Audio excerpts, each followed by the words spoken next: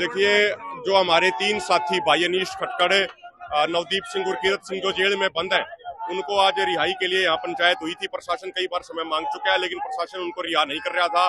तो आज यहाँ पे पंचायत करके फैसला लिया है कि अभी इस रोड को हम जाम कर रहे हैं। जो ये मेन हाईवे है, जो रोड जींद को जाता है, आगे पटियाला को जाता है, इस रोड को हमने यहाँ पे ब्लॉक कर दिया है। और यदि प्रशासन कोई बात करना चाहेगा तो प्रशासन की बात सुनेंगे।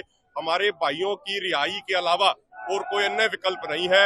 हमारे जो निहत्थे निर्दोष भाइयों को जिस तरीके से बर्बरतापूर्ण व्यवहार किया जा रहा है, ये कतई स्वीकार नहीं किया जा सकता। और हमारा एक साथी अनीश खटकड़ तो पिछले 33 दिनों से जेल के अंदर भूख हड़ताल पे है, जिसका 20 किलो से भी अधिक वेट कम हो चुका है और उसके वाइटल ऑर्गन्स फेल होने का भी खतरा है। तो इसलिए आज गुस्से स्वरूप यहाँ पे रोड जाम कर दिया गया। कौन से किसान अरेस्ट किए गए? भाई अनीश खटकड़ है जींद से, और अम्बाड़ा से गुरकीरत सिंह और नवदीप सिंह। कब तक रहेगा रोड जाम?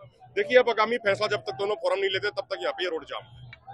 फैसला पंचायत के लिए है, रोड जाम किया किसानों ने। देखिए, रोड जाम इसलिए करना पड़ा है कि यहाँ पे जब आंदोलन चल रहा था, वहाँ पे स्टे चल रही थी, वहाँ से एक अनाउंसमेंट की गई थी प्रशासन को कि यहाँ पर मतलब समय रहते आकर हमारे साथ बातचीत करें और हम उस बातचीत का हिस्सा बनकर हमारे मसला जो सुलझाना चाह रहे हैं उसका बात करेंगे। लेकिन प्रशासन ने उसके ऊपर कोई गंभीरता नहीं दिखाई, जिससे मजबूरन आज हमें संकेतक रूप में यहाँ पे मतलब आकर हम रोड पे बैठे हैं।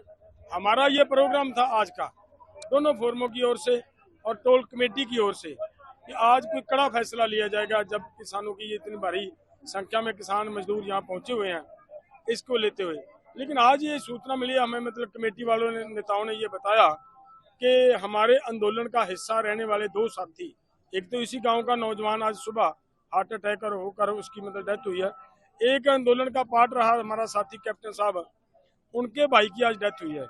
उसको ध्यान में रखते हुए हम एक समाज में भी विचरने वाले लोग हैं, ऐसे नहीं है कि भी हमारा समाज के साथ कोई लगाव नहीं है।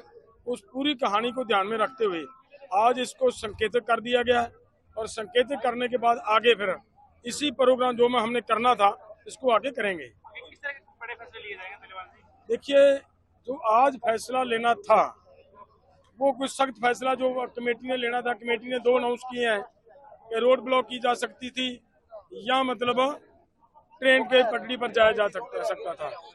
उसी प्रोग्राम को आगे मतलब बढ़ाने का जहाँ टोल कमेटी जैसा भी फैसला लेगी उसके हिसाब से करेंगे। रेलवे ट्रैक पर रुके हुए हैं? नहीं, वो तो चल रहा है।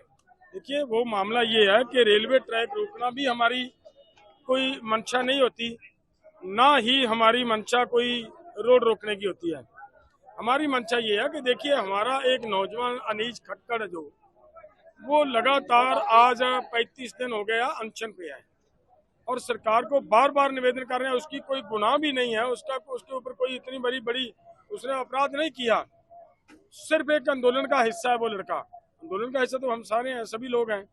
तो उसके ऊपर 307 की धारा लगाकर जेल में बंद किया गया है। तो वो लड़का उस दिन से अनशन पे है। अगर उसकी सेहत का ध्यान सरकार नहीं रखेगी तो फिर हमारी मजबूरी बनेगी। हमारे हाथ में कलम तो नहीं है कि उसको बाहर ला सकें, लेकिन उसको बाहर लाने के लिए जो हमारा प्रयास करना बनता था, उस प्रयास का ये पार्ट है कि सरकार की जो सरकार गहरी नींद में सोई हुई है, कान बंद कर सोई हुई है, उसके कान खोलने के लिए, उसकी आंखें खोलने के लिए हमें रोड पर भी आना पड़ रहा है, हमें रेलवे ट्रैक पे आना पड़ रहा है। नहीं तो ना तो हम रोड रोकना के कोई इच्छुक हैं, ना ही हम ट्रेन रोकने के इच्छुक हैं। आंदोलन तेज हो सकता है, कोई रोड ब्लॉक किया है, रेलवे ट्रैक किया। और देखिए मामला ये है कि हरियाणा के लोगों के अंदर आक्रोश है, ये आप देख रहे हैं। इतनी संख्या में हरियाणा के लोग यहाँ पे बैठे हैं, तो जिन लोगों के अंदर नाराजगी है, गुस्सा है, वो लोग आंदोलन तो कर ही रहे हैं। अगर सरकार इसी तरीके से उनको अनदेखा करती रहेगी, उनके ऊपर ध्यान नहीं देगी, तो फिर मतलब उनको मजबूरन आंदोलन तो तेज होगा और किसी तरह की भी कॉल की दी जा सकती है। दिल्ली कूच के फैसले को लेकर आप लोग बैठे थे, तो आगे क्या किस तरह की रणनीति रहेगी? अभी दोनों बॉर्डर पर आप प्रोटेस्ट कर रहे हैं लंबे समय से। देखिए, जो दिल्ली कूच का हमारा कार्यक्रम था वो आप सबने देखा है। हरियाणा गवर्नमेंट की ओर से जिस तरीके से मतलब सीमेंट और बजरी के बैरिकेड्स किए गए हैं और वहाँ पे कितनी हैवी शेलिंग हुई है, कितना गोली चलाई गई, 400 के करीब किसान जख्मी हुए और एक हमारे नौजवान की गोली लगने से डेथ भी हुई है, उनको शहीद हो गया। ऐसे हालात में हम आंदोलन को चला रहे हैं, लेकिन मामला ये है कि आंदोलन समाप्त नहीं होने वाला।